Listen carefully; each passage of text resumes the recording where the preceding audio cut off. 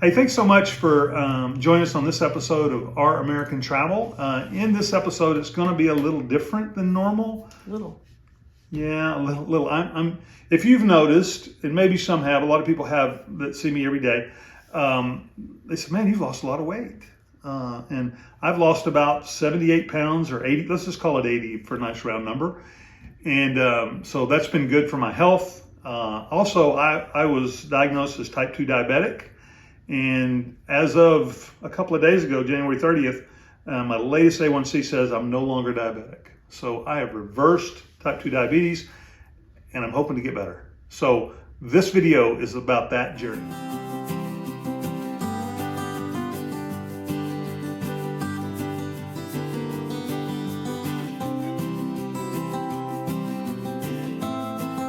So we're talking about your healthcare journey over the last couple of years. What was your turning point that made you decide you had to do something to take care of your health?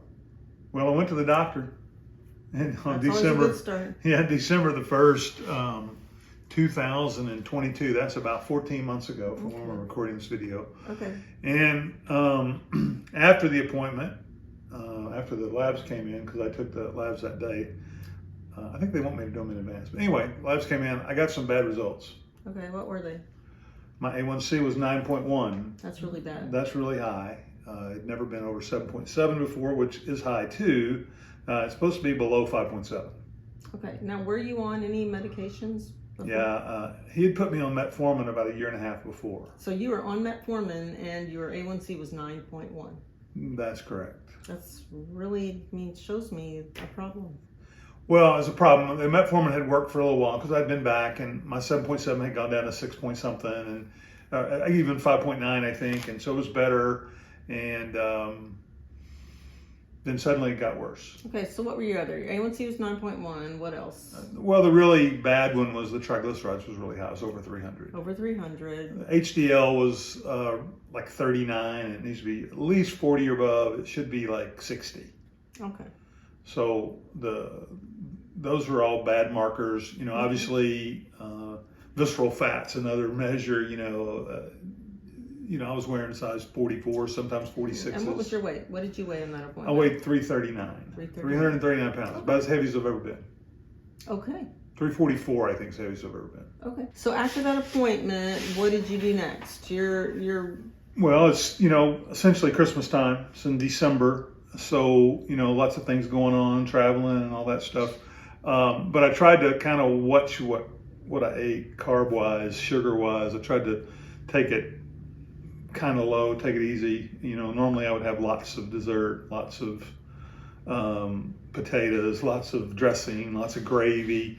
So I just tried to kind of cut back. How much did you cut back? What do you think? I don't know. I was probably still eating 7,500 carbs, okay. Which is kind of what previously a nutrition had told me. Alrighty. Okay. So I remember, I have to tell a funny story. We always frost cookies. We decorate cookies, and he took one little half of sliver of cookie, and he made it last for 3 days. So. Yeah. I took a half and put it in third. So I guess I had a sixth of a cookie. Yeah. 3 days in a row. Okay, so the first thing you did was kind of watch your carbs and limit them to less than 90 a day. Something like that. Were you still taking metformin, or did the doctor give you something else? Well, I was still taking metformin. But then he gave you. Gave me a different medicine. He gave me Jardiance. So I went on Jardiance, a few days after December 1st, like maybe December the 10th or so. Okay. And Jardiance helped, I think. I think it got me headed in the right direction. It was kind of a stopgap measure. And as I recall, our insurance would only pay for we got a coupon for 1 month, and then they weren't going to pay for it. Yeah, it was, where insurance worked, we won't go into that, but it was expensive. And so I got it for about the rest of the year, and it went into a couple of months into the next year. So I got a 90-day supply. Oh, okay. And it was really expensive. But when I went back to refill it in February, it was like, through the roof price. I had to pay all my deductibles and stuff like that. So I said, I'm not going to do that anymore. I'm just going to keep getting better. Okay. So what was your next step? Next step was, in addition to trying to lower my carbs, I decided to start intermittent fasting. And so intermittent fasting is where you just reduce the window of when you eat. So, if you think about breakfast, that means break fast. So rather than having breakfast at 8, I had it at 11. Okay, so about how many hours did you try to go without food? Well, I started, 12 and 12, and then I kind of graduated to 16 where I went without food, and then I went to 18. And so now I'm still kind of doing 16 and 18 without food, and I eat my 2 meals during that other time. And sometimes I've gone as long as 20 hours without food. You certainly have. And it helps, reducing that eating window. Number one, you eat less, and you and lowering the carbs. I'm just not really hungry. Okay.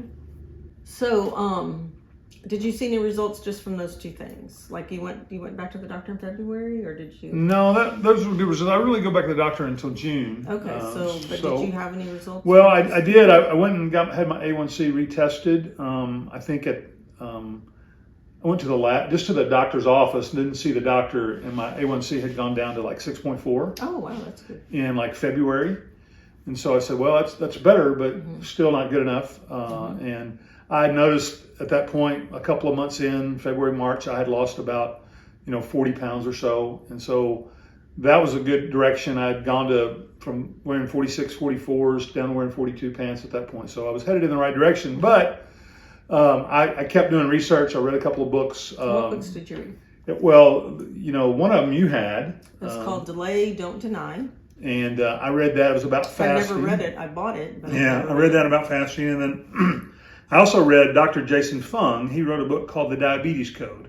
And that was really kind of revolutionary. He encourages intermittent fasting as well. He's a nephrologist out of Canada and a really, really bright guy. And so I read that, and it just made a whole lot of sense to me the way he put it. He also wrote the Obesity Code. He wrote the Cancer Code. I've read both of those. And so I highly recommend you getting those books if you have a concern about any of those things. And then I also kind of dove into this guy on YouTube. His name's Dr. Ken Berry. He's out of Tennessee. He was a family physician, and he has about 2 or 3 million followers. And he began to talk. Million. Wow. Did I say billion? No, you said million. It's a lot. That's a lot. He has a lot of followers. He has a lot of videos about all the things that kind of ail us. And his answer was, cut your carbs. You need to eat less carbs. I really don't know what that was, but I have a pretty good idea, and it just fell over there. So it's okay. Never mind. So anyway, Dr. Berry, I'll put a link to his notes. He wrote a book called The Lies That Doctors Tell You, something like that. And I'll put a link to that book. It's kind of eye-opening. He also has a book called Common Sense Labs. So it kind of teaches you how to look at the labs and what they mean. So I'll put a link for that. But, these guys really opened my eyes. We forgot our medical disclaimer. We are not doctors. This is his personal experience. These are people he researched and the changes he made in his life. Yeah, I'm referring you to a couple of doctors, and they'll tell you they won't give you medical advice either because they're not seeing you as a patient. Right. So I'm not giving you medical advice either. I'm just telling you what's worked for me. Right. I've had really good results. Just take it for what it's worth. Disclaimer. So what did Dr. Berry suggest besides, because you'd already cut your carbs to like around 90, right? Well, I did, at that point I was probably down below 50. And I was thinking about net carbs, where you take the fiber and subtract it from the carbs. And he said that's kind of hogwash. Don't worry about net carbs. Just do carbs. Focus on carbs. Okay. And so he kind of recommended that you kind of get as close to zero as you can. Okay, and how do you? Is that for everyone, or? Well, he thinks that most people should try that. They should kind of, maybe go from 75 to 50 to 30 and get all the way down to as close to zero as possible. And then once you do that and you start seeing the benefits, sometimes you just want to stay there. And sometimes you crave some things, so you just want to begin to add one thing back at a time. And so that's kind of what he recommends. And it's just given me really, really good results. Okay. So can you share any measurable improvements? Yeah, since I've been carnivore, which is kind of like eating meat, beef, bacon, butter, and eggs is the way he puts it. That's how you do 0 carbs, right? You just eat kind of meat, animal products. And so my A1C, which was 9.1, has dropped to 5.6, which takes me out of the diabetic category. That was January the 30th, just a week or so ago. So it's about 14 months. And my triglycerides, which were 300, are now 54. Which, 150, below 150 is considered normal. And so 54 is fantastic. Now, my HDL, which I was also concerned about, was 38 before.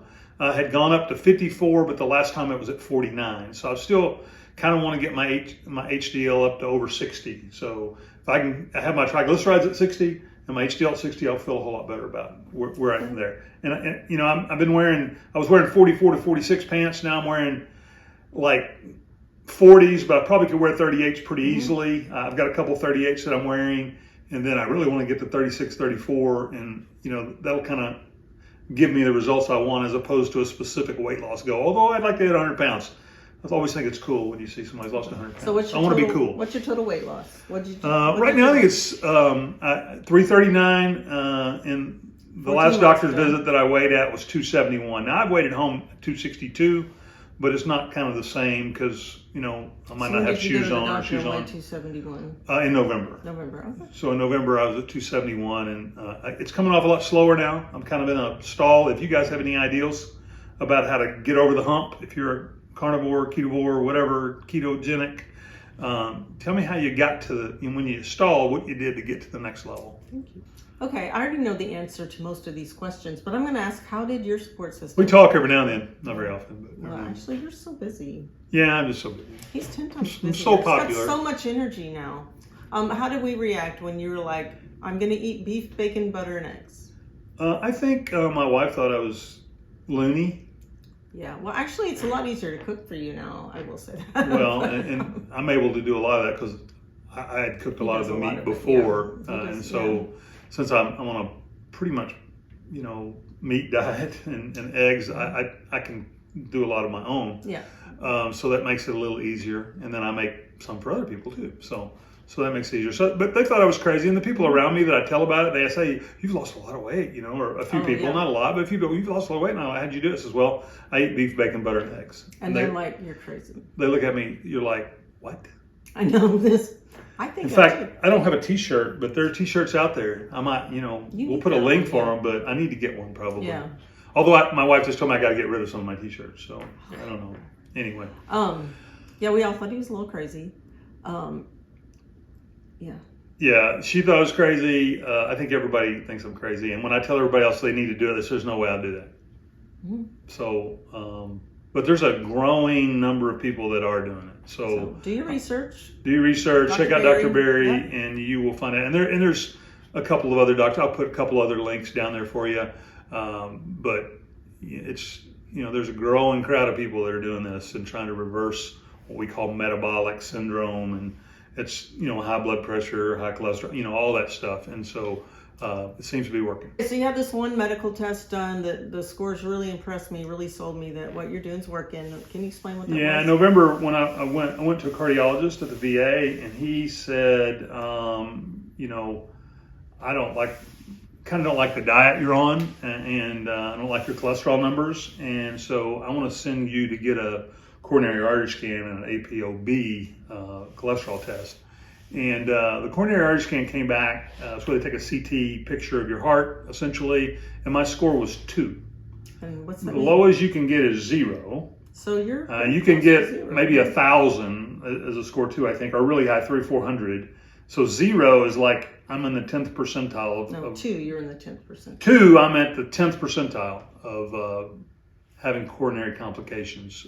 So it is a pretty good score, and it kind of validates that what I'm doing is not causing any damage. Right, because a lot of people think that eating meat, that's the worst possible. Yeah, if you eat fat, you're going to die. Yeah. And it turns out, and we can talk about this later, but it turns out that fat doesn't really make you fat. Carbs plus fat. It's really sugar. It's really sugar that makes you fat, that gets converted to fat. Yeah. And so you don't need carbs to live. Okay. So how do you feel? I feel great, much better than I did. Obviously, when I was 339 pounds and had 9.1 A1C, I was sluggish and tired a lot. Now I feel like I have more energy. I was going to I coach football, and so I was going to kind of give it up after this year because I just, didn't think my health could handle it. Now I'm going to do another year because, I just feel like I have a lot more energy now, so a lot more to give. Well, I would agree with that. He does have definitely more energy. When we go places, we do a lot more walking, a lot more exploring than he was wanting to previously. So I agree. Yeah. So. And then, in your opinion, what is the most important takeaway for someone watching this video who is ready to make some changes to tackle their type 2 diabetes? Here's what type 2. We're not addressing type 1. Type 1, you can do some of this, but you just need to be under a doctor's care for both of these. But I would just recommend that you start slow and begin to eat less carbs. Whether, if you've been eating 200 a day, eat 100 a day. If you've been eating 300 a day, eat 150 a day.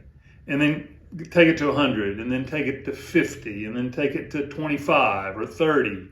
And then ultimately, I think everybody needs to get to 0 at some point, or almost 0. For a while. For a while, maybe 30 days. And then once you feel the benefits of that, you may never want to go back. He doesn't even want sugar anymore. Which is kind of... It's crazy. I want it just for the social aspect of it, not because I crave it or anything. But then what you do, I think, is you begin to add things back. Like I have a little bit of cheese now, which is 0 carbs, but you kind of don't want dairy products, a lot of dairy products. And, you might add back lettuce, or you might add back onions or something. Vegetables sometimes. And so sometimes I eat a few vegetables, but very few. And anyway, that's what I do. And you may be able to add back more. It may work for you. I mean, you got to kind of do what works for you, but I'd recommend kind of slowly processing down to almost 0, and then just see what happens to your blood sugar. Of course, it's not me. I recommend intermittent fasting because I started doing it as well, and I see benefits from it as far as brain fog and memory. Dementia runs in my family, and I was concerned about some things, and I feel like the intermittent fasting, and there is research to back it up. In fact, some people call Alzheimer's type 3 diabetes, and so the less sugar you have, the better off you'll be in that perspective. Okay. Anything else you'd like to add? No, I just say, a lot of times if you're overweight or if you have diabetes, it may not be your fault. So don't be hard on yourself. We've been told a lot of things that probably just aren't true. And I'm not going to get in. I'm not a real conspiracy theorist, but big pharma and big food companies are not as concerned about your health as they are about selling products to you. So if you can get back to kind of nature, if you will, beef, bacon, butter, and eggs, which are not processed, if that's the majority of your diet, I think you're going to be better off. Okay. My grandmother lived to be 101 on a farm, so, that tells you anything. She sure did. Hey, thanks so much for watching this episode of Our American Travel. We hope that it was maybe helpful. Yeah. Hearing a little bit about our journey or Al's journey. Yeah, I hope primarily that it helped you. We're going to put some resources in the show notes. But if you would comment, if you're maybe struggling with the same thing, or you have questions for a relative that's struggling with the same thing, I'd be happy to talk to any of you, whether it's email, comment, whatever it is, I'd be happy to do that. So hit me up, send me an email, whatever. And remember, we're not doctors. We're not doctors. This is not medical advice. This is just, I'll point you in the right direction to some resources that you could follow. And also remember, it's all about the journey to infinity and beyond.